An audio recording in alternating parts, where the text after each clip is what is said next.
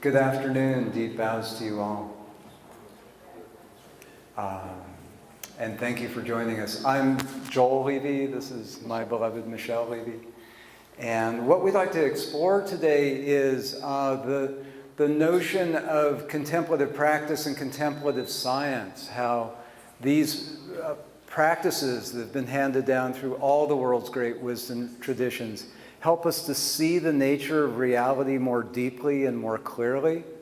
And through that wisdom, through that clear seeing, to then be able to live in harmony with nature rather than against the grain of it. And how vital and important that is. So this is really the theme that we like to explore. And as we go through the different slides and different ideas, just receive these like a mala or a rosary of just inspirations and ideas and affirmations. You know, some of these are going to be really resonant for you. Just collect whichever beads might be beautiful for you to carry with you. Can everyone see the slides okay? Okay. So they're really to seed and to stimulate our collective dialogue and sharing. The slides are just to help you kind of explore within yourself and then together as we continue throughout the week. Yeah. So welcome to the Northwest. This is a land of many islands. And I'd like to invite you to look around and see all of these different islands that are here. You know, some in habits and some in beards, some from here, some from afar. But to put on your wisdom eyes as you look into and maybe reach up and touch your own heart and look within and look around and to sense how many dimensions are here of this island and how deeply connected we are below the surface that the contemplative traditions really open up for us. So let's just take a moment together as we begin to really touch this innermost essence that underlies our being, to connect with our hearts, to commune with the great mystery, but all the different names that we call this great mystery, this great ultimate reality. And to feel yourself here, sitting in your body, in your localized particle self, at the same time connected through the heart, receiving and radiating with each other, with all of creation, and connected to this underlying, communing with this underlying great essence that we are all part of. So with our wisdom eyes open and our hearts aglow, to feel and sense the part of us that is like a particle sitting here in the chair, occupying space and time with GPS coordinates, and the part of us that's non-local and vast and spread throughout the universe. And to appreciate that with each breath, we gather inspiration and blessings from the lineages and the streams of holy teachings that each of us carry. We embody those and we express and we share the light of those teachings and that love and that grace with us. For us, this journey has been a long one. You know, for the last 45 years or so, I have, as a young friend would say, I have been activated and searching for the teachers and the teachings that might help open my heart and mind to a deeper wisdom, a deeper understanding. Along the way, we've been blessed to have hundreds of really precious teachers in many, many different traditions. And though our primary practice is in the Tibetan Buddhist tradition, very strong in the Bodhisattva path, we draw streams of teachings and blessings from many, many different wisdom traditions and many teachers who've really blessed us to carry their medicine.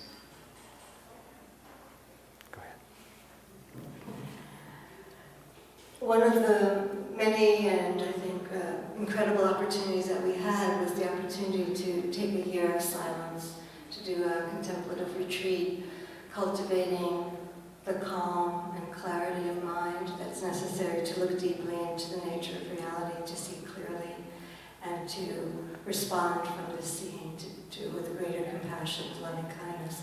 And this was kind of something that we were the only married couple to actually be in this retreat. We were each in our own little inner contemplative observatories, but it was in many ways the most intimate year of our lives with each other and with all creation, and certainly with ourselves.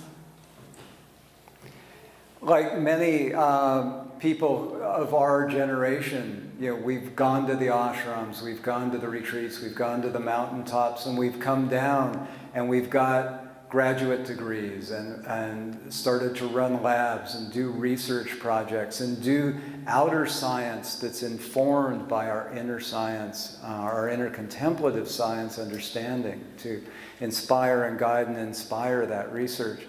Coming out of the year-long retreat, the first large public gathering we went to was a Mind and Life conference with the Dalai Lama and many scientists in dialogue. It was the year that the Dalai Lama was notified during this conference that he had won the Nobel Peace Prize. And I'm walking down the hall there, and my eyes met Father Theophane's eyes. And he's a bit of a giant of a man, rather tall. And our eyes locked in on each other, and he walked over to me and he looked down and he said, "My son, what have you been doing?" And I said, "Father, I've just come out of a year-long silent contemplative retreat." And he wrapped his arm around me and he dragged me over to a couch and he said, "Come, we must talk. Tell me, what did you experience?" And it was like two deep space explorers meeting and talking about how they crossed the asteroid belts or, made it through the doldrums of boredom and whatever. It was such a precious moment of an older brother recognizing a younger brother on the path. Father Merton, the whole idea of compassion is based on our keen awareness of the deep interdependence of all living beings, which all are a part of one another and all are involved with each other. This journey of contemplative science meeting outer science to see the nature of reality clearly is one of wisdom that's expressed as compassion, and it takes courage, really, to look that deeply into the naked fabric of reality. And here's the view. Einstein really sums it up. We call this Einstein's prayer. It's really the view of seeing the interconnectedness, the profound interrelationship of the whole cosmos, of all living beings. And how do we live in congruence with this view? If we really see how everything is interrelated, and as Ray said this morning, and Native people remind us we're all relatives. Bishop Tutu last night, we're one family. How do we respond? The natural response is compassion. And in this beautiful prayer, Einstein said, a human being is part of the whole called by us universe, a part limited in time and space. We experience ourselves, our thoughts and feelings, as something separate from the rest. But this is only an optical delusion of consciousness. This delusion is a kind of prison for us, restricting us to our personal desires and to affection for a few persons nearest to us. Our task must be to free ourselves from this prison by widening the circle of our compassion to embrace all living creatures and the whole of nature in all of its beauty. This is how we live when we truly see the way things are. And in other words, expressed in so many traditions, and Shantideva was an 8th century Buddhist sage from Nalanda University, and Mother Teresa was the expression of this wisdom as well. How wonderful it will be, Shantideva says, when all beings experience each other as limbs on the one body of life. So all part of one body, the seamless fabric of inside and outside weaving together. How can we come to see deeply and clearly and live in a way that honors that? To build IT systems or villages or homes or communities where that can thrive. How can we come to share this one great mysterious breath that carries us across the sky when we pity ourselves? How can we align and attune with that? To me, as a scientist, this prayer, the Khatum prayer, from my old Sufi days, which are a very strong part, really has inspired and informed a lot of my research. It comes from Hazrat Inayat Khan. It says, "O thou who art the perfection of love, harmony, and beauty, Lord of heaven and earth, open our hearts that we may hear thy voice, which constantly cometh from within. Disclose to us thy divine light, which is hidden in our souls, that we may know and understand life better. Most merciful and compassionate God, give us thy great goodness. Teach us thy loving forgiveness. Raise us above the distinctions and differences that divide us. Send us the peace of thy divine spirit, and unite us all in thy perfect being. Amen." We live in perilous times, through our lack of wisdom, through our lack of clear seeing. We stand at this crossroads of these times, and Dina Mesker says here, there are those who are trying to set fire to our world. We are in danger. There is no time. There is time only to work slowly. There is no time now not to love. It's so vital that we do this work. And Martin Luther King Jr., when he says, we have guided missiles and misguided men. What a crazy Meshuggah time, as my grandfather would say. Without spiritual and moral awakening, we'll destroy ourselves in the misuse of our instruments. And in the UNESCO Charter, it says, since wars begin in the minds of men, it is in the minds of men that we must erect the ramparts of peace. How do we all come to see more deeply and more clearly? How do we get more people to go see the inconvenient truth rather than the reassuring lie? It takes courage. And Einstein reminding us that the world that we've made, so many of the problems, from climate change to economic meltdown to social inequity, comes from the level of consciousness, the level of optical delusions that have created it, and that we need a substantially new manner of thinking and knowing and sourcing reality, of seeing wisdom, if we are to survive. And to me, that really is about the contemplative sciences. So what does it take to really expand and open our hearts and minds to embrace the reality of what all that is going on, both the guts and the glory, to really open our hearts to hear, to see, and to be able to respond from a place of clear presence, of loving kindness and compassion, to respond from the kingdom of God within us. Kuan Yin, another name for this capacity of compassion, literally means she who hears the cries of the world.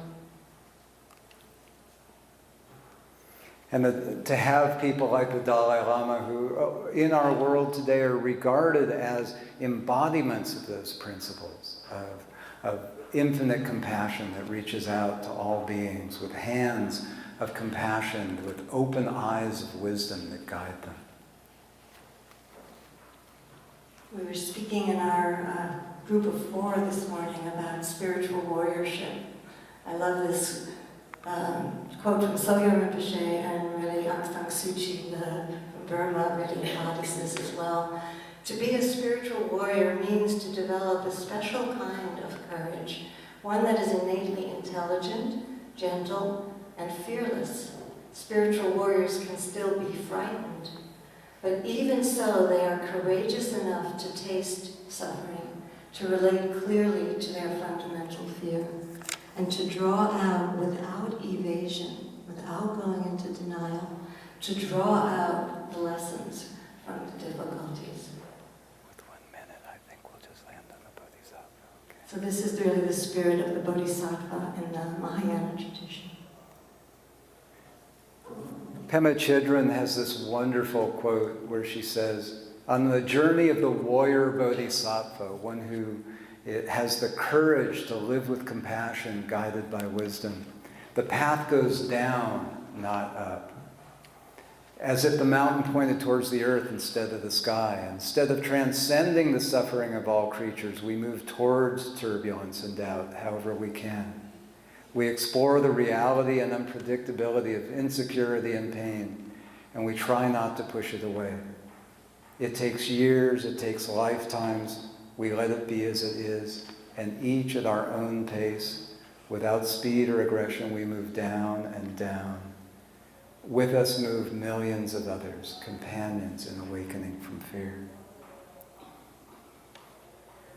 So, just a moment to honor the spirit of the Bodhisattva. Okay,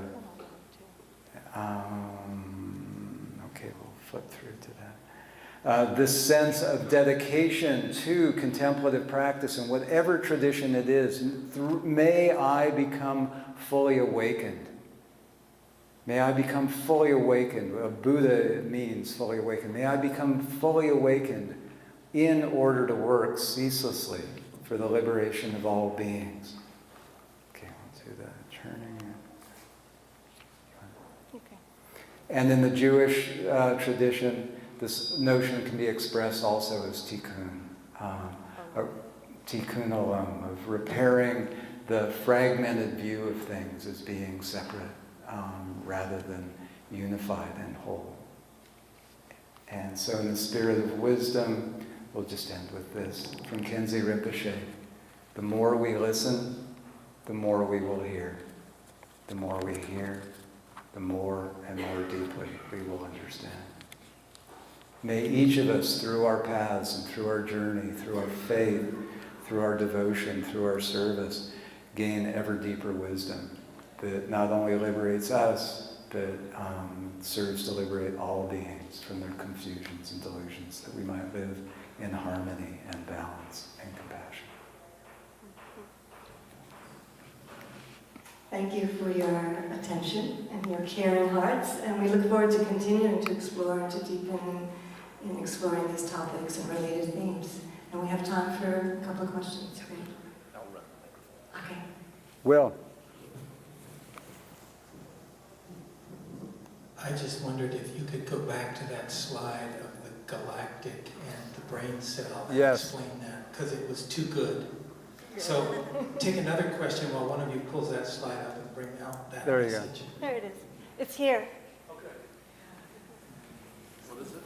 So on the left is stained neurons in a scan of neurons. On the right is a cluster of galaxies in the galactic web. You could have next to this a petri dish with slime molds and mycelium growing on it, and a myriad of other ways that infinite potential comes out of the void of infinite divine potentials and expresses itself as infinitely interconnected networks that stream energy and information and love into form. So I think just to be reminded of our seamless unity embedded within that field. And given the topic, the larger topic of the view, of seeing the way things really are, this, to me, this speaks so striking of the unity, of the congruence, of the pattern, of the network, of the interrelationship, be it the way our brain cells look, or the cosmos, the galaxy. If I can just slip this in, I just love this. We live on the big island of Hawaii much of the time, very embedded in the astronomical and cosmological scene there.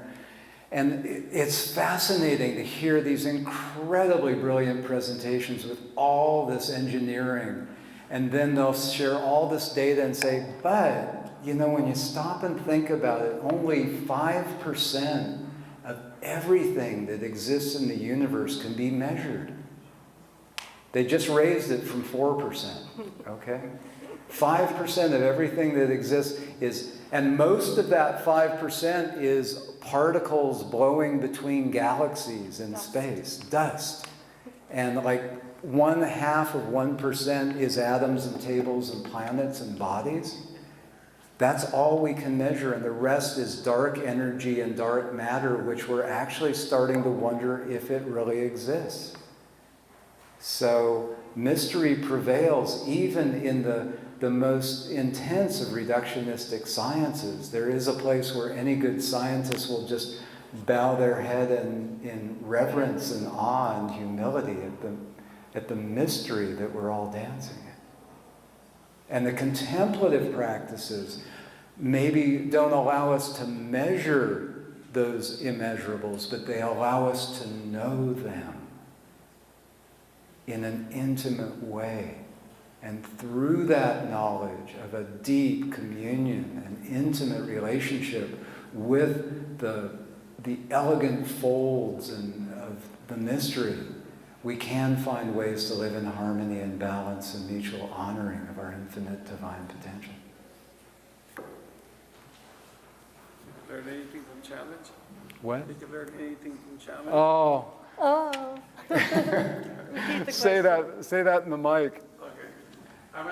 He told me one time when he was growing up that he learned something from a TV program in Seattle called Challenge. He never told me what. I grew up watching Father Tracy and Rabbi Levine, who was a family friend on television, as a young, aspiring little yogi.